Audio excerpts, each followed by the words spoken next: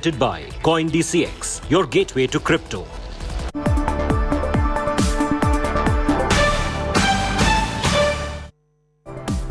Hello and welcome. You're with us here on Business Today. I'm Abha Bakaya. Here are the day's top stories. It's a big Business Today TV exclusive. Electric vehicle and battery manufacturers seek extra time to implement new safety rules. Say will not be able to implement all the changes by the October deadline.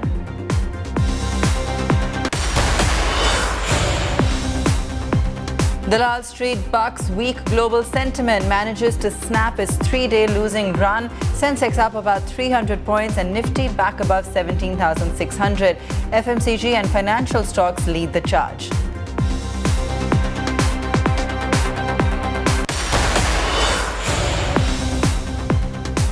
It's festive season in the primary market as well. IPO drought slowly ending with at least 5 public issues to hit D Street in the next month. Companies to raise nearly 9,000 crore rupees.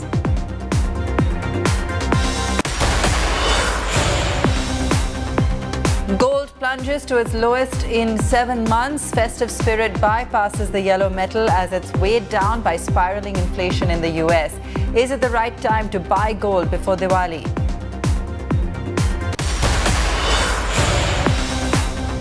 Are cryptocurrencies heading for a winter again? Huge plunge in values pushes the crypto market cap under $1 trillion. Bitcoin also below $19,000 in early evening trade.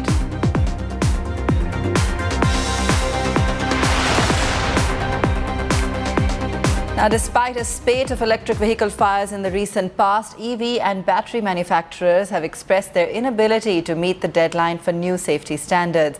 The government had given the industry time till 1st of October to implement new rules and standards. However, Business Today TV has learned from sources that the industry is seeking more time to comply with the rules. My colleague Chetan Bhutani joins us with more details. Chetan, why is the EV industry asking for more time? What's the reason behind the delay in implementing this? Well, that's right. Electric vehicle manufacturers have reached out to the government saying that the additional safety norms that were notified on the 1st of September to be implemented from 1st of October is literally impossible and very difficult for them to achieve. Remember, the industry has already said beforehand that they welcome all the amendments and they would like early adoption of EVs in India and setting up of all the electric vehicle ecosystem. However, the industry has argued that there are 2 to 3 significant points which are leading to some confusion and, of course, difficulty in implementation of the norms that the government wants. First of all, the industry feels that given the scope of amendments proposed, the battery packs would be required to undergo a significant redesign, re-engineering and validation and the testing, of course, and it is critical that some time should be given to the industry. The industry has also argued that the new standards would require redesign of the battery pack as well as the battery management systems, which forms literally the backbone of any electric vehicle. It would also require new tooling for the aluminum casing, which literally protects the battery management system and the battery pack, and the new capital requirement, a significant capital investment would be required to be undertaken by the electric vehicle company. Thirdly, recertification will need to be done by the 2 testing agencies, significant testing agencies, which is the ARAI and ICAT. However, the government on 1st of September had notified that the 3 to 4 important significant measures that the industry needs to take, which includes the battery cells, battery management system, onboard chargers, design of the battery pack, and of course thermal propagation due to the internal cell short circuits that were literally causing fire. So the government really wants that these 3 to 4 amendments should be done as soon as possible so that the electric vehicles that are catching fire, the cases should go down, and of course EVs adoption should be made early in India. All right, thanks for that, Chetan.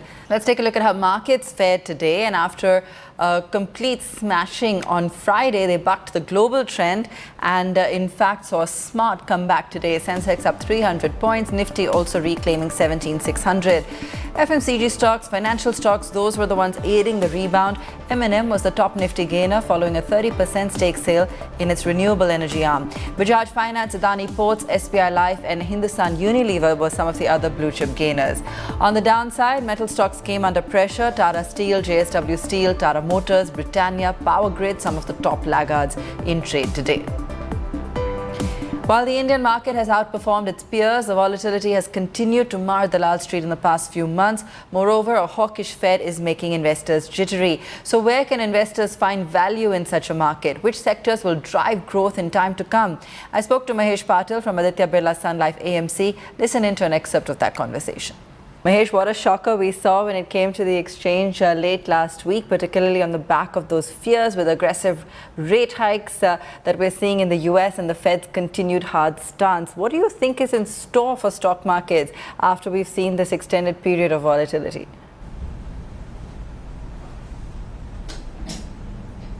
Yeah. So I think last week, the pivot which the Fed took in terms of further hawkishness and further expectation in terms of increase in interest rates has kind of put some setback in terms of global markets, and we've seen that clearly market is starting to now factor in much slower growth, because it seems that the Fed is very clear in terms of focusing inflation, and inflation is still a bit sticky while commodity prices have come down.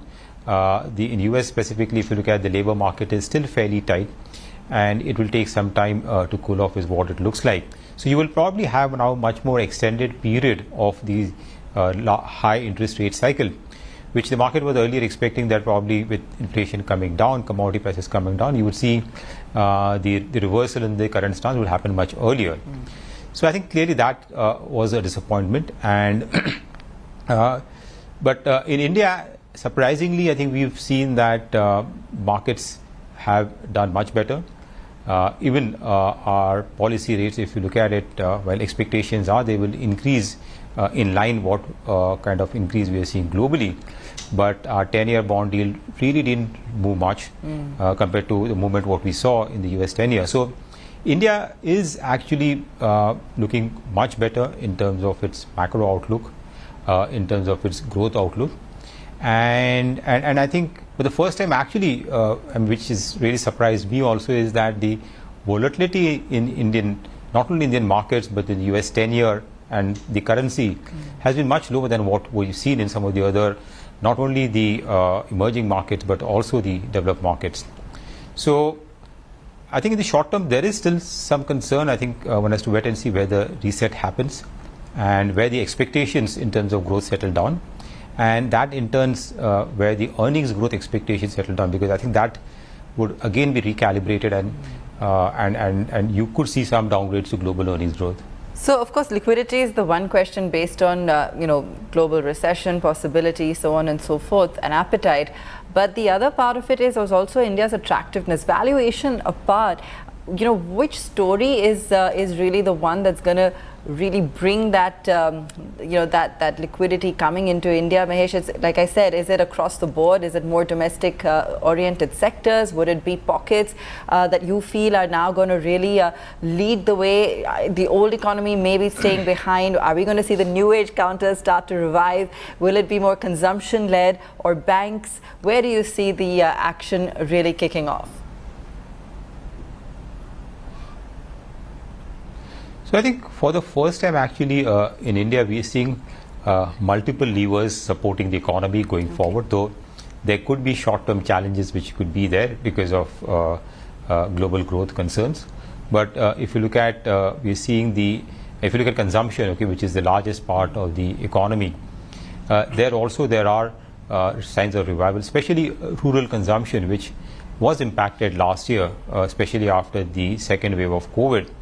But I think we are seeing now farm prices, food prices, which had moved up, would mean that the farm income should be better. And where the monsoons are progressed, looks like we should have a better kharif crop. So rural economy, I think, clearly looks to be doing much better. So that will aid consumption. Also, discretionary consumption is starting to pick up. Again, auto numbers, if you look at, they are showing a healthy demand, though they're still below the pre-COVID level. So that is, even so urban consumption also looks like is picking up. And apart from that, for the first time we are seeing that the whole private sector capex is showing some initial signs of improving after almost 7 years from 2015. where we have seen that the overall capex investment to GDP has been coming down. I think that could again see a revival over there, and I think the whole government focus on manufacturing, Make in India, the production links incentive scheme that the government has launched is seeing some traction. And in a way, actually, while the global growth is slowing down, a lot of companies, like for example, Europe is looking to source more from India because they have their own supply side challenges. The world wants to diversify from China. So that is going to aid our manufacturing sector. So that also is another pillar which will drive growth. And other sectors like, for example, real estate is also seeing decent traction. I think the overall sales of real estate is steady and is picking up. So I think all these, it's essentially going to be the more domestic focused sector, both in consumption as well as investment, I think, which we expect to do well over the coming years. And I think that will drive the market. I think the external links sectors, okay, be it say commodities or oil and gas, or even to some extent IT, will probably face some kind of a slowdown on the global growth. So I think that's how we see some of these sectors going forward. Okay, great. What about cement, Mahesh? Where does that factor in, given the kind of news that we've been seeing as well with the the capex that's been planned, particularly across some of those specific stocks and the Adani Group, and the fact that we're seeing some pretty hefty valuations coming in there as well?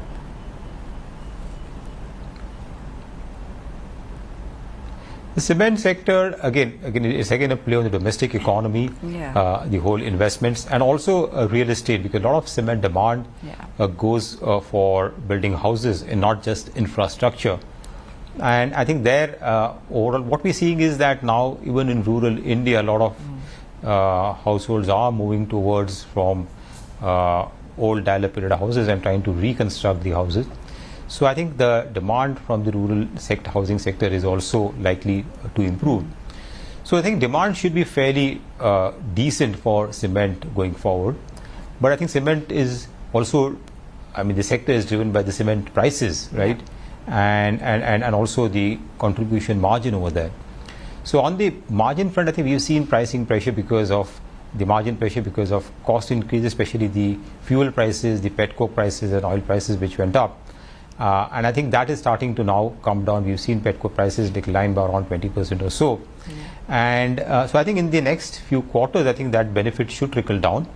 And pricing would be determined by the overall how the competitive dynamics play out. So I think there overall, with some of consolidation in the industry, again picking up with now the large acquisition which has happened, I think that could further drive consolidation in the cement sector, which should be good for prices remaining stable. So all in all, I would say the outlook there, while near term there is still some margin pressure, but as one moves forward, I think that sector should also see improvement, both in terms of volume growth as well as margins.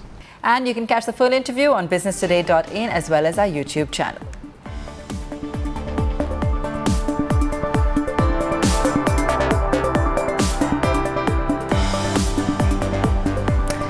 Let's take a very quick break. More news on the other side.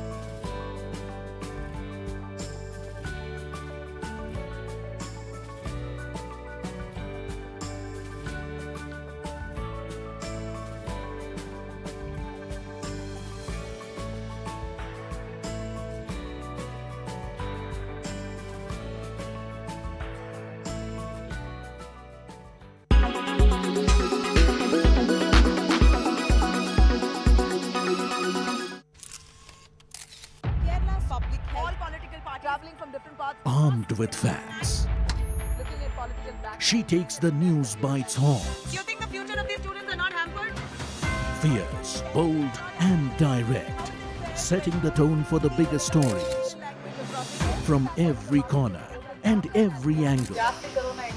Expect nothing but the unfiltered truth. News first, niceties later. Watch me, Nabila Jamal, on India Today. Everyone's busy finding what's trending. You're busy finding out why. India Today, for those who research before reacting. Download the India Today app now.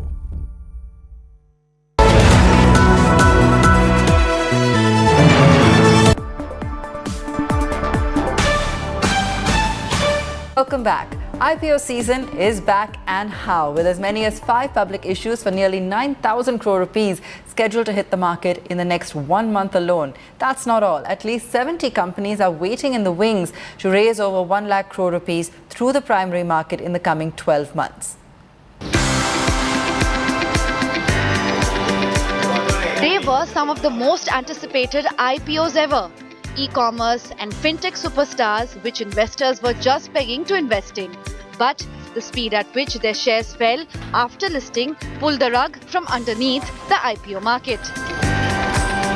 A lot of remaining liquidity was sucked out by the mammoth 21,000 crore rupees LIC IPO. No wonder the IPO market has been so subdued this year. Last year, 64 public issues in the main bourses raised 117,388 crore rupees. In comparison, if we exclude the LIC mega IPO, the first 9 months of this year have just seen 20 IPOs, raising just 17,753 crore rupees. However, D Street is all set for a turnaround, with several issues all set to return to the market. According to reports, the next 1 month will see at least 5 public issues hit the market. Ethnic wear brand Fab India is expected to raise 4,000 crore rupees, a portion of which will go to the rural artisans making its products. Medanta Hospital's parent company Global Health Private Limited is expected to raise 2,000 crore rupees. Travel portal Ixigo's IPO could be as large as 1,600 crore, while Inox Green Energy may raise 740 crore. The Unipath's IPO is expected to be around 500 crore rupees. Market regulator SEBI, meanwhile, has given its approval to at least 70 companies to raise over 1 lakh crore rupees through the primary market in the coming 12 months. Then the market could be further energized if government goes ahead with the privatization and public issues of the PSUs. With Rahul Oberoi, Bureau Report, Business Today Television. Now let's take a look at what else is making news in the corporate world. Oyo has revived its IPO plans by filing an addendum to its previously submitted draft red herring prospectus. The company's losses halved nearly to 1,890 crore rupees in 21-22. The company's revenue rose 21% to 4,781 crore rupees.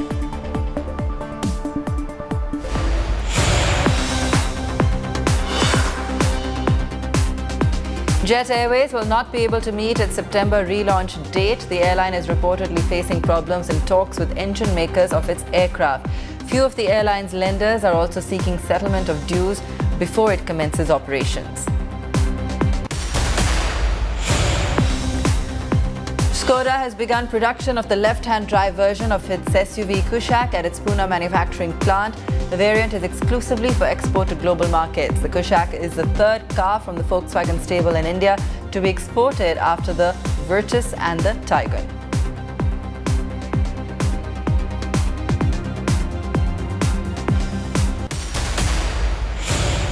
With crypto frauds on the rise, governments across the globe are ready to tighten the noose around the crypto market. The central government is also finally close to formulating a law on cryptocurrencies. Business Today TV has exclusive information that the government will submit its response to the Global Financial Action Task Force on mutual evaluation of cryptos by early 23. My colleague Karishma Sudani joining us with more details. Karishma, regulation is much awaited. What are you picking up from your sources?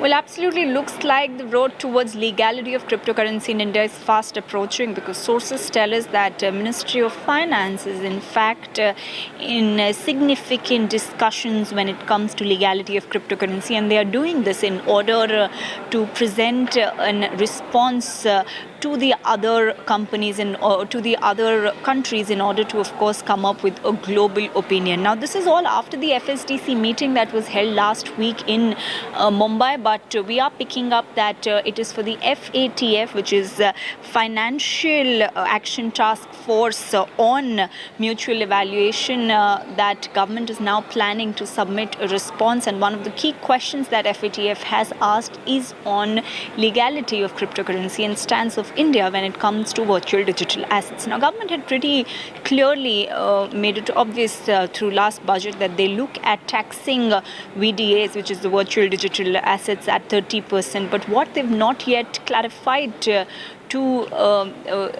the cryptocurrency users is the legality of cryptocurrency. And now, as per sources, Revenue Department has sent in their set of responses, and Department of Economic Affairs, which is a part of Finance Ministry, will be presenting a response that will go to FATF, and it is likely that this will happen by early next year, that is early 2023. Now, recently, Finance Minister also, in a series of meetings with IMF Managing Director, had mentioned that they are looking at the legality aspect of cryptocurrency, and it is clear that Finance Ministry, in a series of last few interactions, has been vocal that they're looking to come up with a decision that is going to align with all the other countries and is going to be aligned with the global perspective on cryptocurrency. Now, why is this going to FATF is because the FATF Mutual Evaluation Report is an assessment of countries' measures to combat money laundering and any terrorism-related activities. Now, Reserve Bank of India, the central bank, has been quite clear for a long time that they see cryptocurrency as a source of terror funding. So looks like the government will soon come up with a uniform decision and will be submitting their response on cryptocurrency soon. Thanks for that, Karishma. Gautam Adani all set to cement his place in the infrastructure space of India with his acquisition of Ambuja Cement. The 51,000 crore rupee deal is a force multiplier for the industrialist who already has a finger in many pies, ranging from ports to airports, logistics to energy, and FMCG to highway construction. The billionaire is now all set to consolidate his position in the cement sector with a massive fresh infusion. Parachuting into the highly competitive Indian cement space thanks to this mega acquisition of Ambuja Cements and ACC from the Switzerland-based Holcim, Gautam Adani is reportedly making big plans for the construction industry. Because we now own the reconstituted Ambuja Cements board, which now includes Gautam Adani, his son Karan Adani, and several other Adani appointees, approved a 20,000 crore rupee preferential issue, the largest ever in the country, to fund a big play in the cement business. The Ambuja Cements ACC combined is currently the country's second largest cement manufacturers with a 70 million ton per year capacity. The Adani Group plans to double it over the next 5 years. we expect significant margin expansion to become the most profitable cement manufacturer in the country.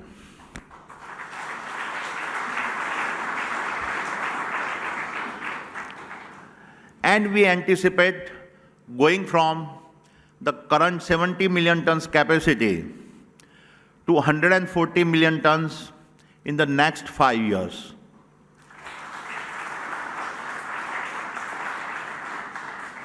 Needless to say, a large part of my confidence comes from the combined strength of the leadership we are getting from ACC and Ambuja.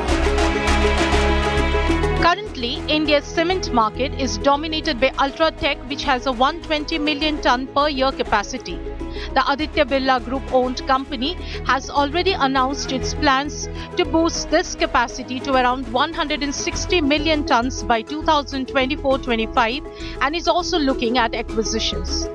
However, with a war chest of 20,000 crore rupees, which analysts feel can easily be increased to 60,000 crore if Adani takes on even more debt, the newcomer has enough firepower to absorb small players who will find it hard to beat the cost structure of their bigger competitors. Reports put cement companies like Nuvoco Vistas with a capacity of 25 million tons, India Cements with a capacity of 15 million tons, and the 6 million ton capacity Sanghi Cement as the most suitable acquisition targets for Adani. As our nation's growth story unfolds, with trillion-dollar investment in infrastructure and housing, cement is an attractive adjacency to our infrastructure business, especially the group's ports and logistics business, green energy business, and the e-commerce platform being developed. These adjacencies give us significant competitive advantage and puts us in a position to gain unmatched scale. Analysts feel the Adani Group's cement deal could catapult into the next level of infrastructure play from just construction to a larger opportunity in building materials. The group is in the perfect position to align itself with the government's huge outlay for infrastructure, which is estimated at 10 lakh crore rupees in this year's budget. Bureau Report, Business Today Television. As I said at the start, Cement stocks were on a roll today with expectations of Ambuja Cement going on a shopping spree, triggering a rally. While Nuvoco Vistas jumped nearly 11% on the BSE to close at 446 rupees, Ambuja Cements was up around 9.5%. India Cements was up 9%, while the third cement company likely to be on the Adani radar, Sanghi Cements, closed at the upper circuit. And that's where we leave it on the show tonight. Thanks so much for watching.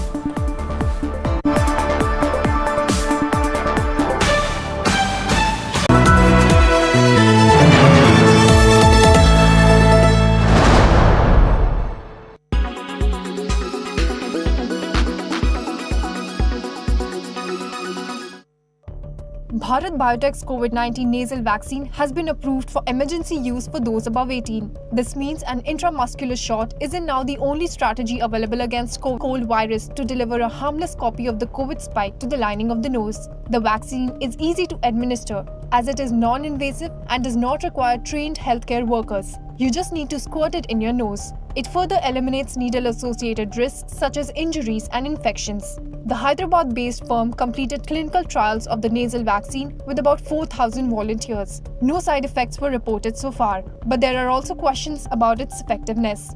In some flu vaccines, attempts to deliver vaccines like this have not been successful. India's COVID situation is improving. India reported 4,400 new coronavirus cases in the last 24 hours, which is the lowest in the last 3 months. The active cases comprise 0.12% of the total infections. And the national COVID-19 recovery rate is also improving and has increased to 98.69%. About 213 crore doses of COVID vaccines have been administered so far.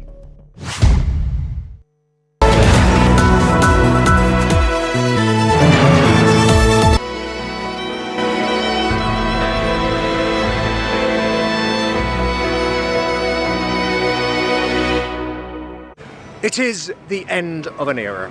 Queen Elizabeth II has finally been laid to rest here at Windsor Castle beside her beloved husband, Prince Philip.